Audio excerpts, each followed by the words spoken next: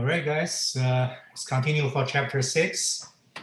Last time we discussed what is hypothesis tests and what are the steps to perform a hypothesis test. Okay, so the first step is define the null hypothesis H0 and the alternative hypothesis H1. Okay, and then we just assume H0 to be true. Okay, and then we calculate a test statistics such as z-score. Okay. Okay. So z-score is a statistic that used to assess the strength of evidence against the null hypothesis H0. Okay. And then we calculate the p-value. Okay.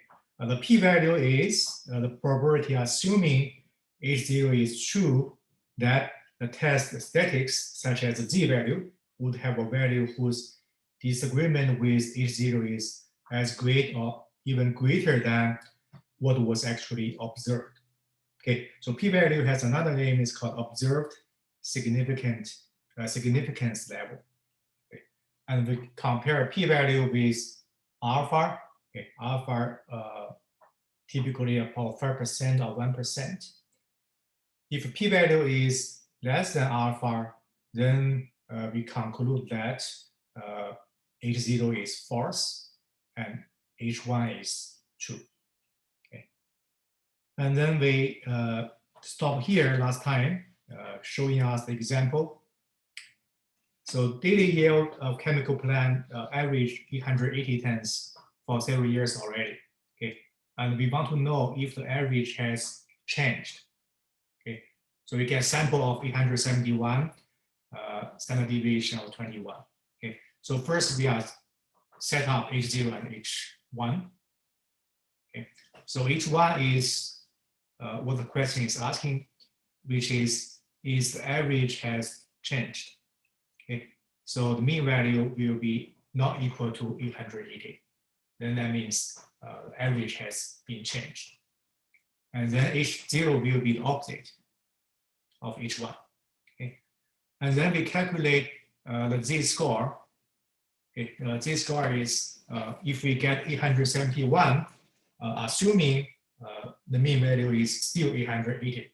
Okay, the z-score is calculated to be minus 3.03, okay, which is very small. So more than 3 standard deviation away from the mean value.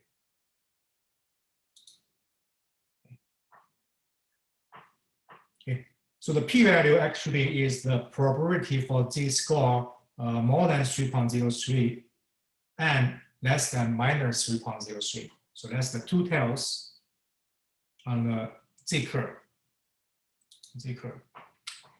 Okay, so it turned out the p-value is 0.0024. Okay, so very small. Okay, then compare the p-value with alpha or the significance level. So let's say the alpha is 0.01. Okay. So if the p-value is less than alpha, then we reject H0. Okay. And we said the results are statistically significant at level alpha.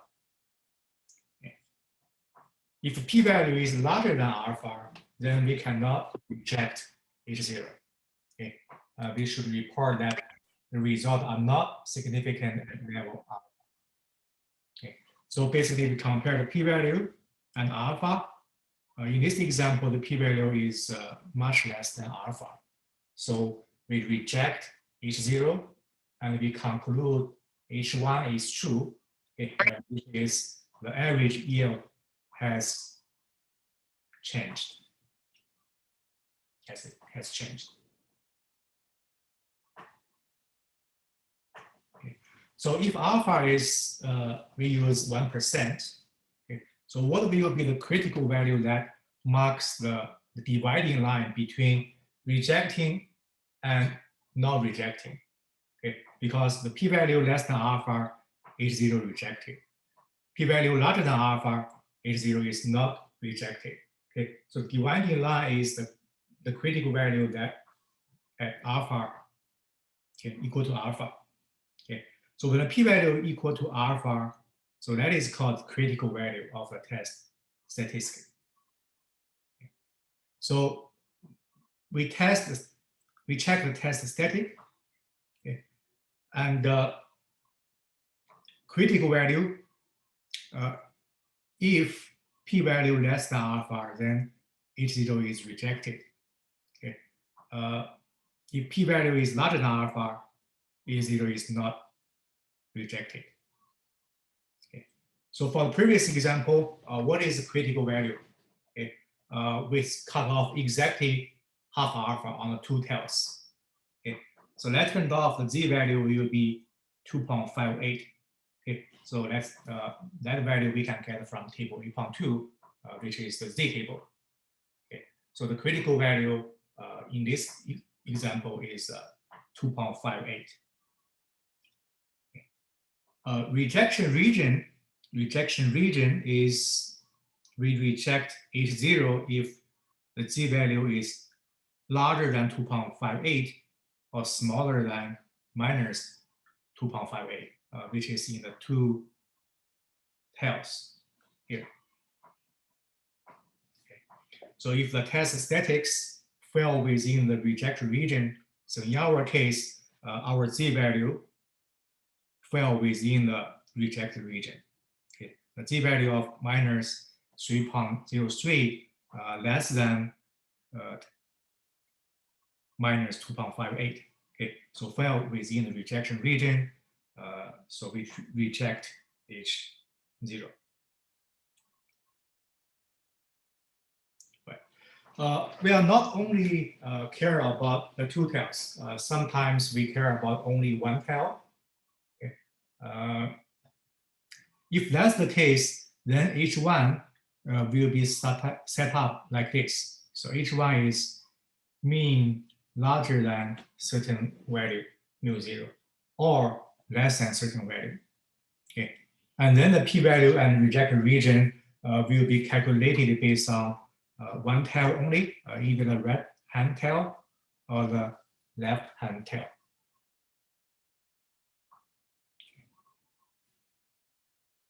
So this is similar to a confidence interval. Okay. So for confidence interval, sometimes we introduce in the upper bound and the lower bound, and sometimes we only introduce in the upper bound or only introduce in the lower bound.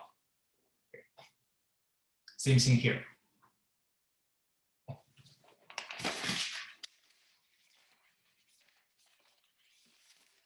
So let's look at another example.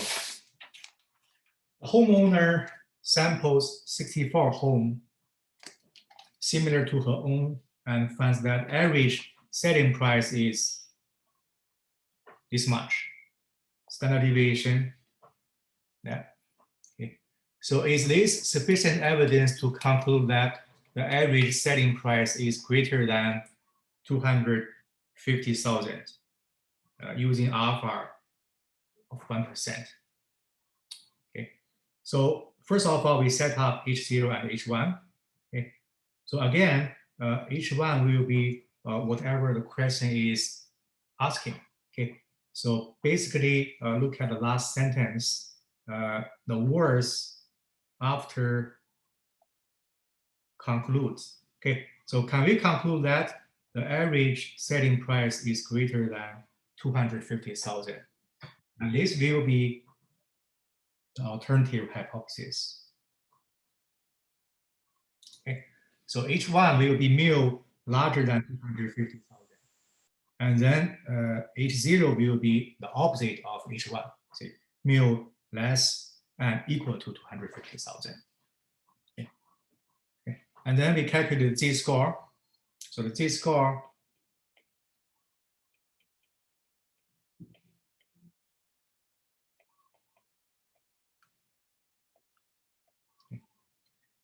so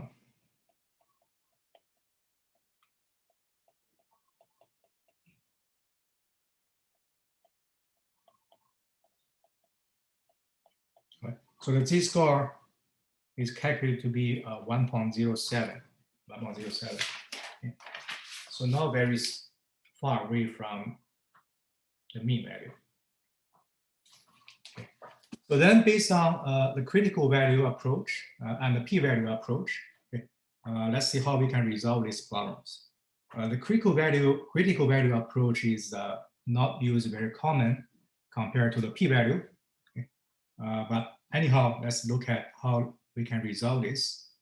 So what is critical value of z that cut off exactly alpha of 0.01?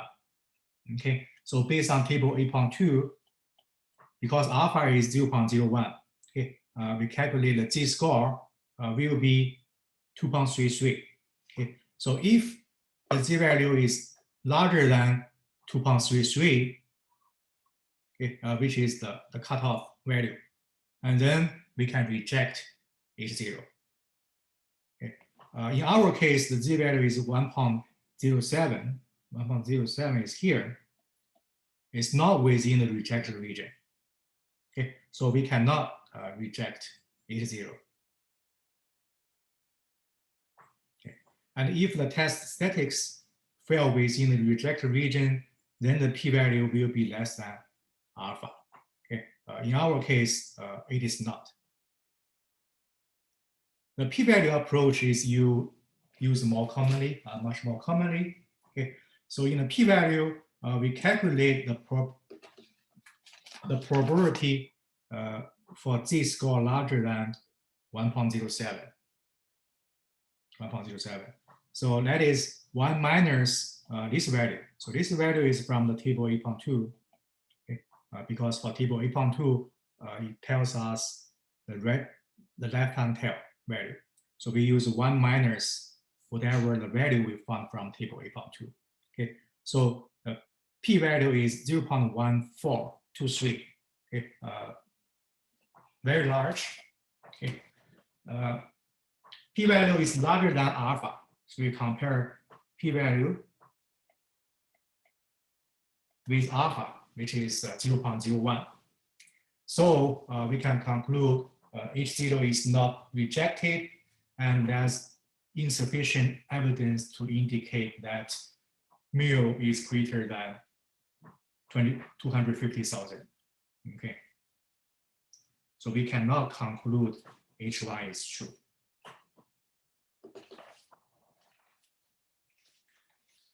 That's how we do a hypothesis tests. Okay. So we use the p-value approach and the critical value approach to resolve the problem. Okay. So these two approaches are very similar, and they will produce exactly the same result. Okay. We use p-value approach more often because these reasons. Okay. Because typically, if you use a computer printout, it will usually give a p-value. Okay. And we can also evaluate test result for any significance level. For any alpha, we just compare the p-value we calculated with alpha, then we draw the conclusion. Okay. So we have more flexibility.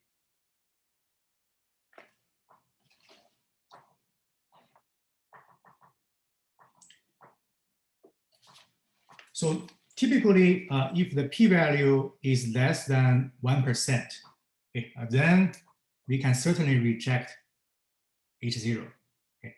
And we can see the results are highly significant. Okay, highly significant. Between 1% and 5%, we call that statistically significant. Okay. But beyond 5%, so between 5 to 10%, then we cannot reject H0 anymore. Okay. Less than 5%, we can reject H0. Okay. Which means we reject H0 and we conclude H1 is true. Beyond 5%, between 5 to 10%, we do not reject H0. We see it's tending toward significant. Larger than 10%, we also do not reject H0, and we see the results are not statistically significant. So basically, 5% is the cutoff between rejecting H0 and not rejecting H0. Okay. Unless the question tells us a different alpha, such as 1% or 2%.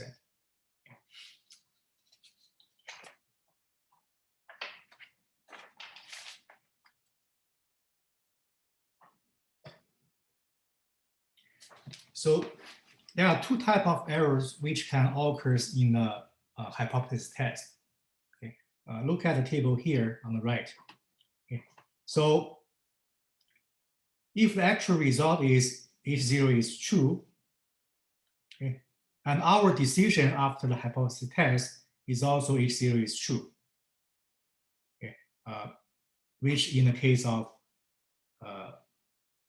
p-value larger than alpha, okay, then we make a correct judgment. Okay. If our decision is H0 is false, in the case of p less than alpha,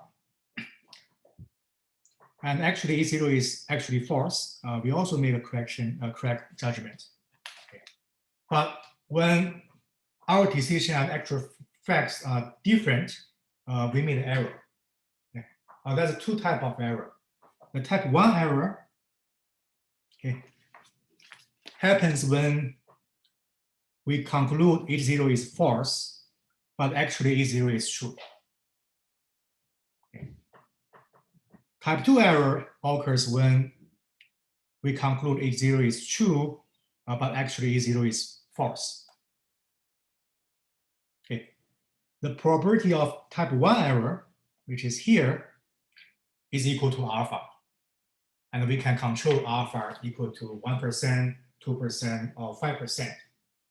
So alpha is actually the probability piece here for probability. We make a type 1 error, which occurs when we reject E0 when actually E0 is true.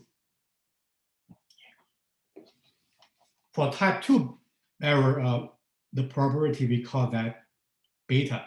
So beta is the probability when H0 is false, but we fail to reject E0. Okay. So again, we have two types of errors, type 1 and type 2. And this is similar to here, the jury's decision versus the actual facts. Okay. So when the jury's decision is innocent and actual fact is guilty, we made an error. Or when jury's decision is guilty and actual it is innocent, we make another error. Okay, so similar to this situation. In statistical tests, we may make either type 1 and type 2 error. Okay. So our goal is we try to keep the probability of error as small as possible. Okay. The value of alpha, okay, so is the significant level, which is also the probability we make a type 1 error. Okay. And alpha can be well controlled by us. Okay, so we can make alpha to be 1% or 5%. Okay. But for type 2 error, the probability beta is very hard to control. Okay. Okay. So that's the reason we set up our hypothesis test this way. Okay. So rather than accepting H0 as true, we just give a good measurement of goodness. Okay. So this is basically type 2 error. So instead, we choose to not reject H0. Okay. This is type 1 error, which is easy to control. Okay. So what we write in our conclusion is there is insufficient evidence to reject H0. We do not see we see H0 is true. Okay. So anyhow, let's continue. Look at another example. So we have a scale to be calibrated weighting a 1,000 gram test weight, okay, 60 times. the reading has mean value of this and standard deviation of 2 gram. Okay. So if we set up H0 and H1 like this, okay. The question is asking find the p-value for this hypothesis tests. Okay.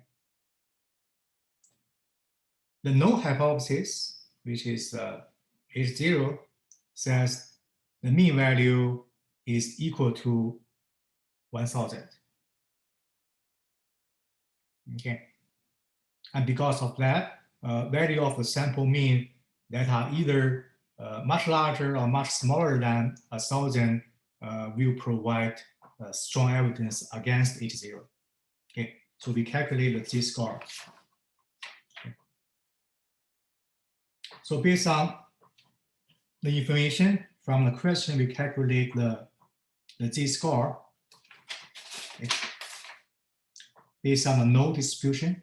Okay. From null distribution, which is a normal distribution with a mean value of 1000 and standard deviation of this much. Okay. So we calculate the Z-score to be 2.32. 2.32.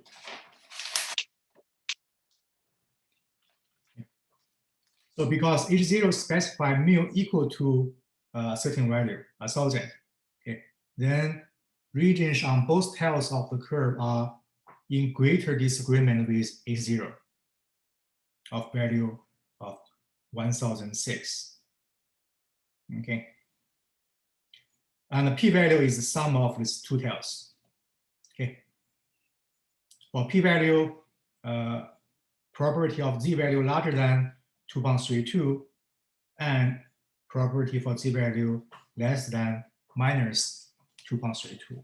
Okay, so that two values added together is 2%. Is 2%. So what does that mean? So that means if we assume H0 is true, then the probability we observe a result of 1006 or even more far away from the mean value of 1000, the probability is only 2%. Okay. So 2% is a very strong evidence. So the chance is only 2% if we assume the null distribution is true. Okay. So we have a very strong evidence against H0. Okay. And it would be prudent, it is okay to reject H0 and conclude H1 is true. Okay. So H1 is true means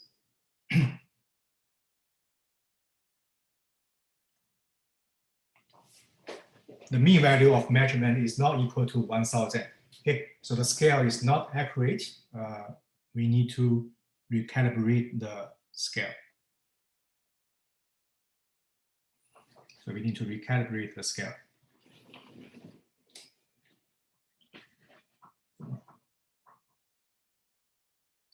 So when we use two-sided or when we use one-sided test, okay, depending on how H0 is set up. When H0 specifies a single value, okay, such as the mean value equal to 1000, okay, then we should use both tail. Both tail. Okay, and we call that two-sided or two tails tests. Okay. If H0 is set up as either mu is larger than certain value, such as mu larger than 1000, or mu less than certain value, such as 1000, okay, then we use one-sided. Okay. So in a moment, we'll summarize how to set up depending on how the question is asking us. Before we do that, let's look at another example. Okay. So we have a high airline occupancy rates on scheduled flights essential to corporate profitability. Okay. suppose a scheduled flight must average at least 60% occupancy in order to be profitable. Okay. And we have a sample of 120 flights, okay, with a mean value of 58%. So a little bit less than 60%. Okay. Standard deviation of 11%. Okay. A, if mean value is the mean occupancy per flight, and if the company wish to determine whether or not this scheduled flight is unprofitable. Okay, so set up H0 and H1. Okay, so again, I will first set up H1. Okay, because H1 will be whatever the question is asking. So the question is asking to determine whether or not this scheduled flight is unprofitable. Okay, profitable means what? It means the occupancy should be less than 60% because it will be profitable with at least 60% occupancy. Okay, so each one will be mu less than 60%. Then H0 will be the opposite, mu large or equal to 60%. Okay, so this is how we set up H0 and H1.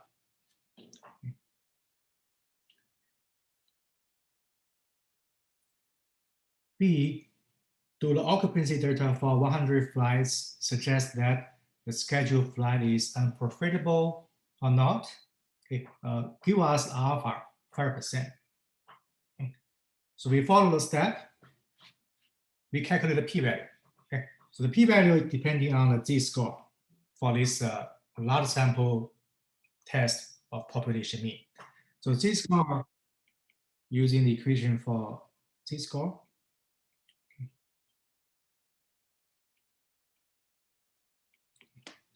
So the sample mean is 58%. Okay. Mu 0 is whatever the question is asked. So this is mu 0. Okay. So that's 60. Sigma is the population standard deviation, but for large sample, we can use S, the sample standard deviation, which is 11%. Sample size 120 flights. Okay, so turned out the z-score is minus 1.99. Okay. So for z-score of minus 1.99,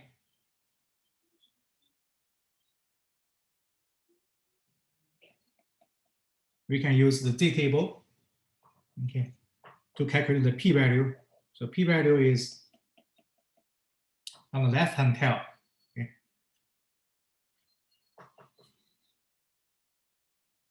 So p-value is equal to 0.0233. Okay, again from table 8.2. So compared to alpha, alpha is 0.05. Okay, so p less than alpha, which is good because we can reject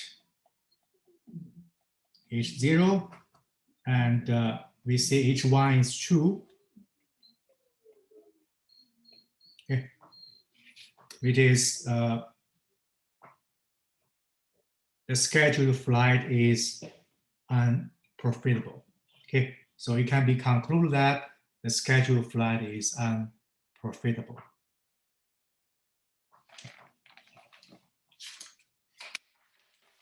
So in summary, to do the hypothesis tests for large sample population mean, okay, when n larger than 30, okay, and we care about the population mean, then to test the null hypothesis in the 3 different form. Okay, So H0 for mean value less than or equal to mu0, larger or equal to, or equal to. Okay, and you can notice that the equality line always go to H0. Okay. So equality line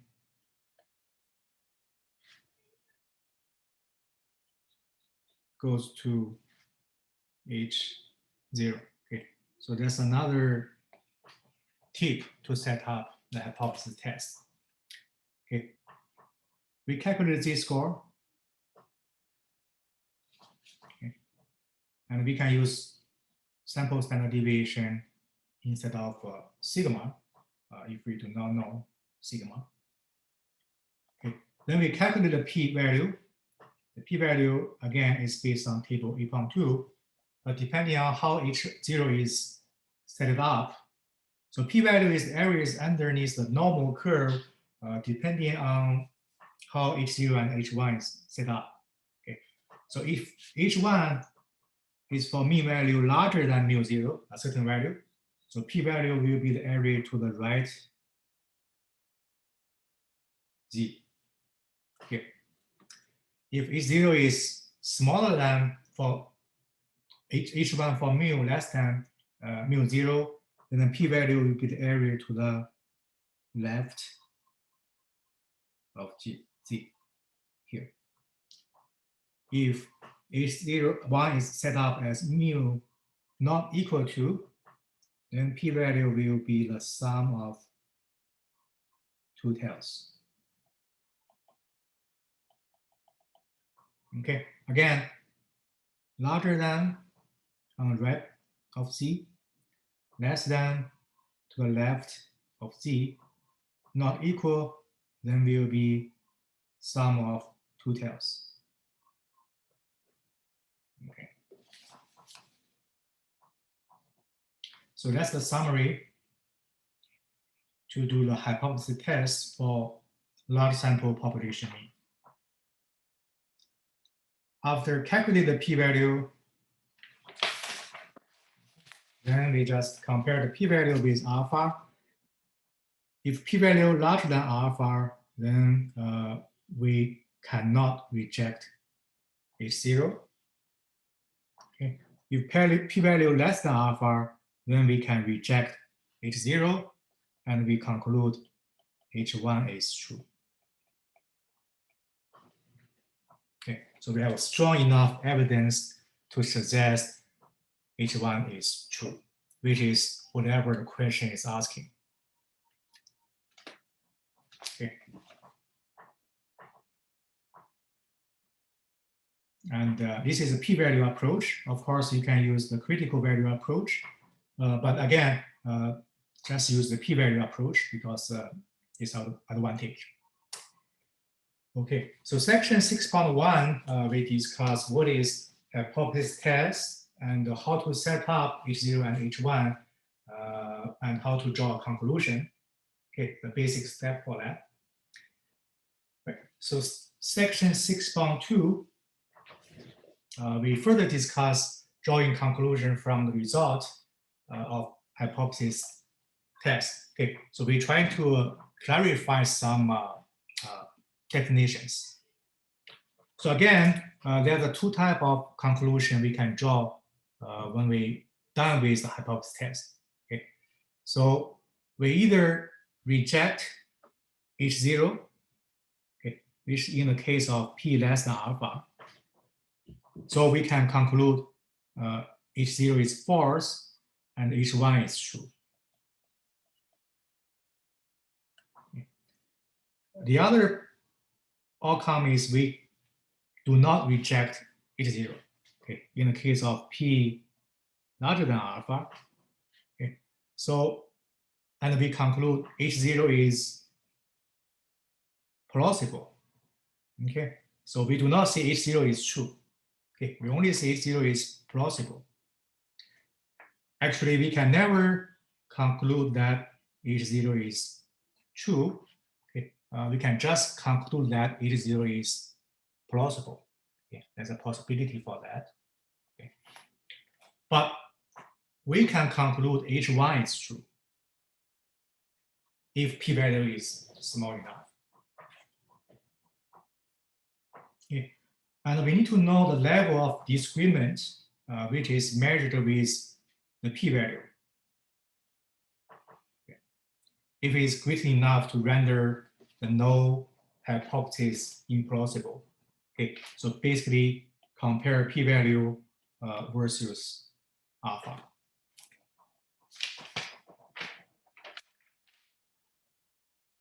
And we know already, the smaller the p-value, okay, the more certain we can be that H0 is false. Okay. The larger the p-value, the more plausible H0 becomes. But again, we can never be certain that H0 is true. Okay. So if the question does not tell us the alpha, then we use 5%. Okay. So when p less than or equal to 5%, then we have a very strong evidence to conclude H0 is false and H1 is true. Okay.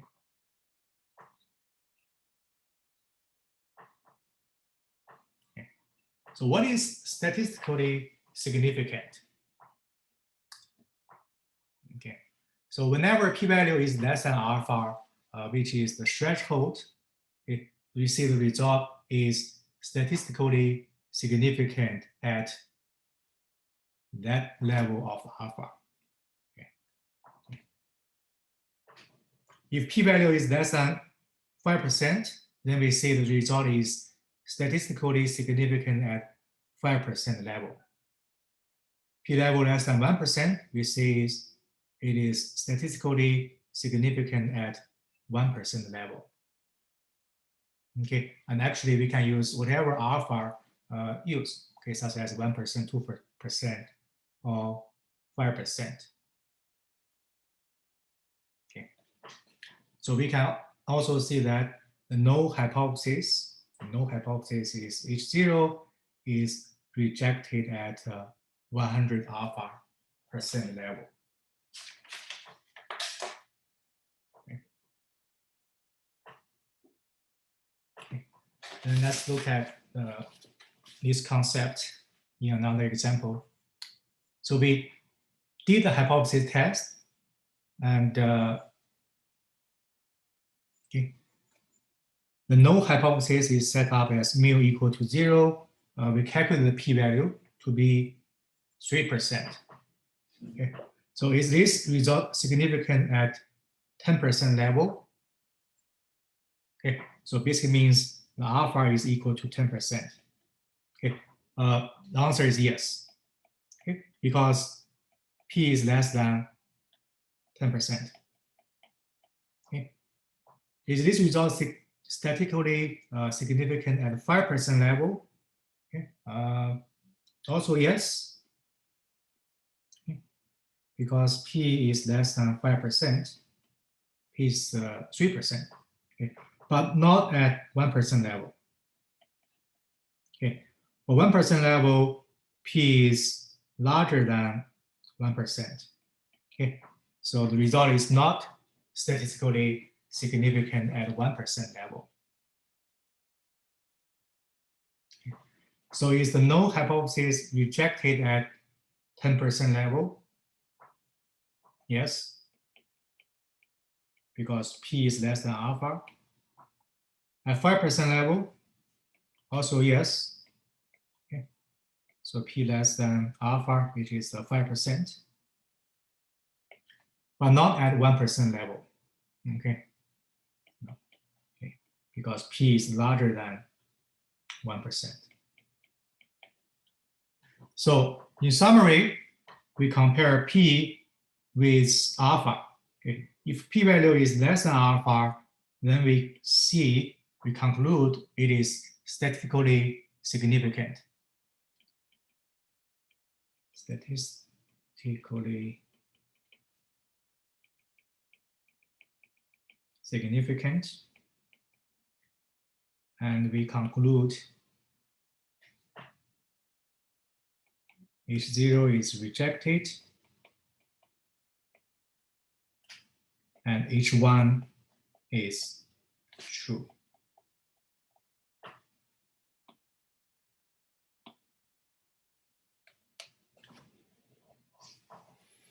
Okay. And the next couple of slides just tells us why we should always give a p-value. Okay, so if we do not report a p-value, okay, we just see the test is significant at certain alpha, certain level. Okay, for example, it is that it is statistically significant at 5% level. Okay, which is not good. Why? Okay. So he just give some explanation. Okay, because there's no way to tell the p-value. If the p-value is just barely less than 0.05, for example, p-value of 0.049, okay, or the p-value of 0.0001. Okay, for both of these two p-value, okay, they give the same conclusion, but there's a big difference between these two p-value. Okay. And also, we see that the result is statistically significant at 5% level, means there's big difference between p-value just a little bit less than 5% and just above 5%. Okay, and for example, for p-value of 0.049 versus 0.051. Okay, so these two p-value, one is on the left side, the other one is on the right side of alpha. Okay, but there's a little difference between these two p-value.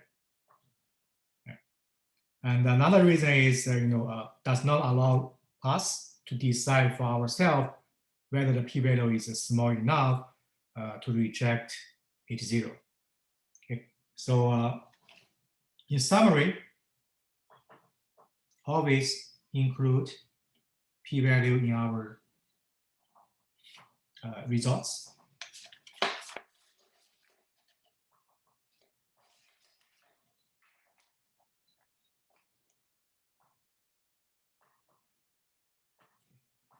So summary, alpha is any value between 0 and 1, okay, but typical value for alpha is 1%, 2%, or 5%. If p-value is less or equal to alpha, okay, we say that result is statistically significant at 100 alpha percent. Okay, and the null hypothesis H0 is rejected at 100 alpha percent level. Okay, and then we should always report the p-value, okay, together with our conclusion.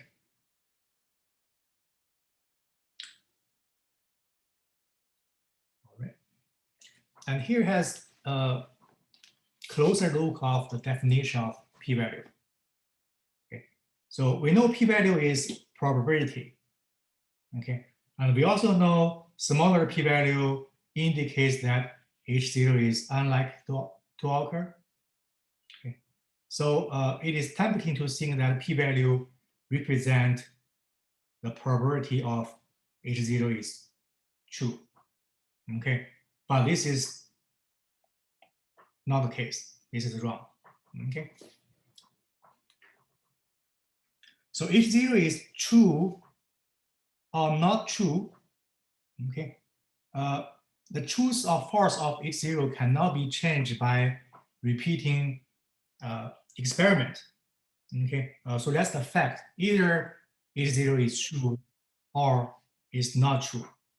Okay, so what is probability? So the concept of probability discuss the outcome may turn out to be different when we repeat the experiment. Okay, but the outcome in our case is already there. H0 is either true or not true. Okay, so p-value is not the probability that H0 is true. Okay. So what is p-value then? So give you an example. Remember the mayor's claim? So the mayor's claim that the average income for the city, okay, is 35,000, okay? And then we get a sample, and we get a sample, turned out the average income is only 32,000, okay?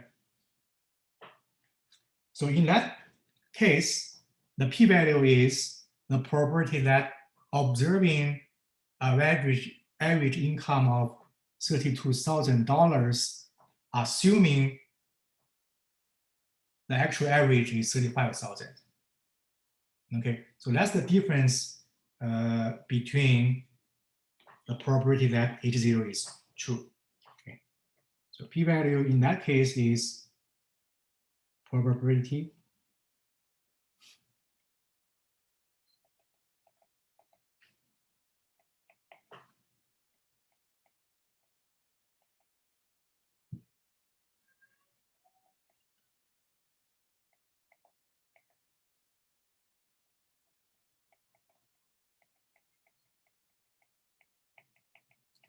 So p-value is the property of observing a sample mean value of 32,000 under the null distribution. Okay, so basically assuming the mean value is 35,000. Okay, so that's the little difference between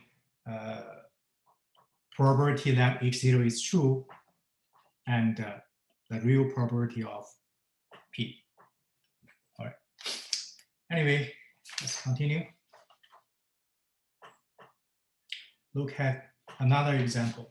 Okay, so this example is interesting because it tells us why setting up H0 and H1 in the correct way is important. So let's read this question.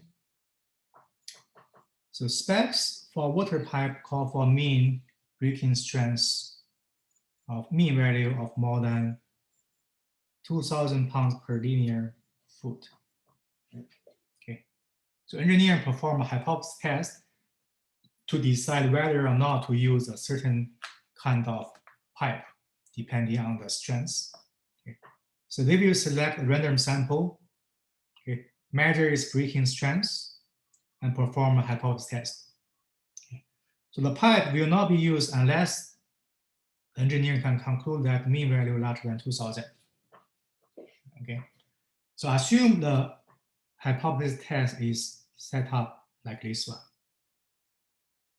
So H0 is mu less than or equal to 2,000, and H1 is mu larger than 2,000. Okay, so will the engineer decide to use the pipe if H0 is rejected? What if H0 is not rejected? Okay, so if H0 is rejected in the case of P less than alpha, okay, and then we can conclude H1 is true. Okay, so H1 means mu larger than 2,000. Larger than 2,000, so we conclude we can use the pipe. Okay. So if H0 is not rejected, in the case of P larger than alpha, okay, and then we can conclude the mean value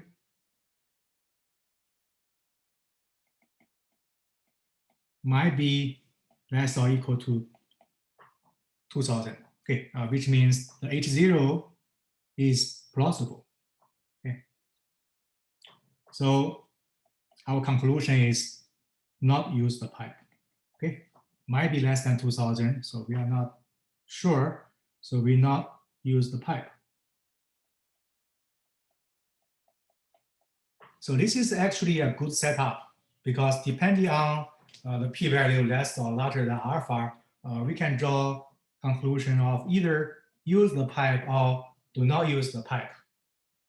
Okay. But what if we set up the H0 and H1 like this? Okay. So if we set up H1 like mu less than 2000 and H0 is mu larger or equal to 2000, okay. Then let's see what will happen. So if H0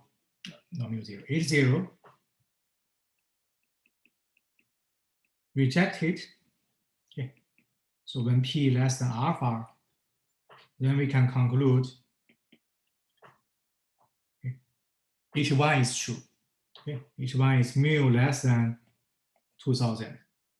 Okay, so that means we not use the pipe. Okay. So if H0 is not rejected, okay, in the case of p larger than alpha, okay, so there's insufficient evidence to reject H0. Okay. So then that means the mean value might be larger than 2000, okay, which means H0 is correct, okay. But it also might be less than 2000.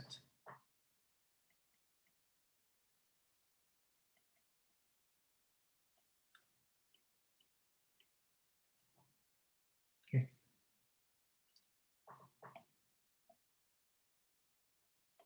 Okay. Because we can only say H0 is plausible. We can never conclude H0 is true. Okay, remember that. Okay. So we can never conclude H0 is true, only plausible. Never.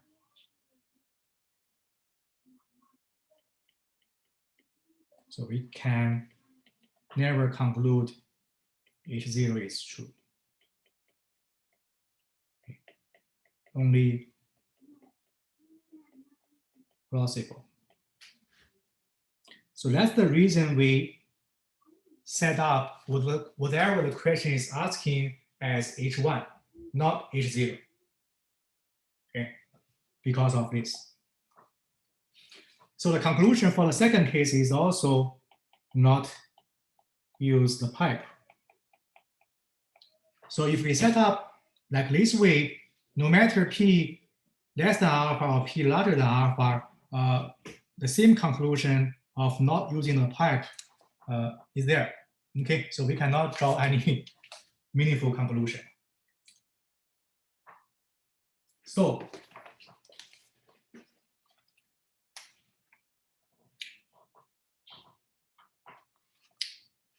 set up H1 as whatever question is asking. Another rule is the equality line must go with H0. Okay.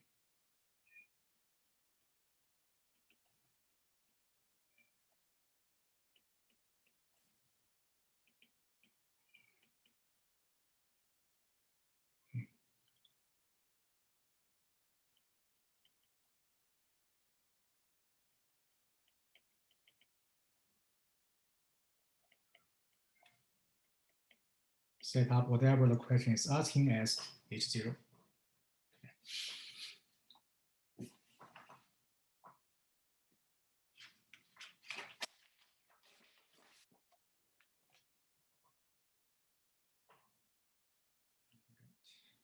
So here, all right, so here talk about what the words of significance mean.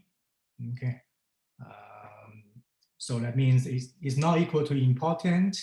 Just say statistically significant. Sometimes it's important, but that's not always the case. Okay. And the last couple of slides of today's lecture, we compare the difference between hypothesis test and the confidence interval. Okay. So which is chapter 5, and chapter 6. Okay. So both confidence interval and hypothesis test concerned with determining a plausible value for quantity, okay, such as population mean. Okay. For example, section 5.1 is confidence interval for large sample population mean. And section 6.1 is hypothesis test for large sample population mean. Okay, and we calculate the Z score. So in a hypothesis test for population mean, we specify a particular value of mu. Okay, and we call that mu0.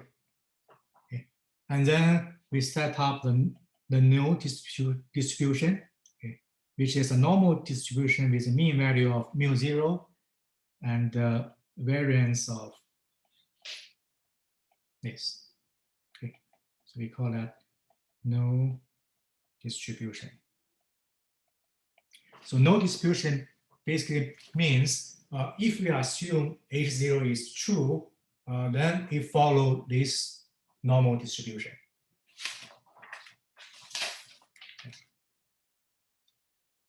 For confidence interval, okay, for population mean of mu, it can be thought as collection of all values, okay, so which basically a range. So that meets a certain criteria of plausibility, okay, with a confidence level, okay. So basically, 95% confidence level or 99% confidence level, okay. And the relationship between confidence interval and hypothesis test is very, very close, okay. And here says the value contains within two-sided level 100 times 1 minus alpha % confidence interval, precisely those values for which the p-value of the two-tails hypothesis test will be greater than alpha. Okay, so basically it means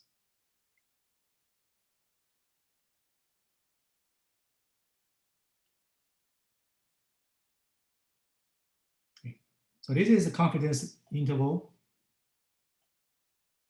between Z of minus half alpha and positive half alpha.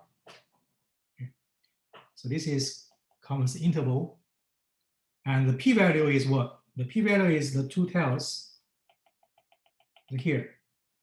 Okay. So we add it together, the p-value. P-value is errors on the two tails added together. Okay. Together with confidence interval, they are 100%. Okay. The books give us a proof for this conclusion, but for us, it doesn't really matter. Just remember, hypothesis test and confidence interval are very close to each other.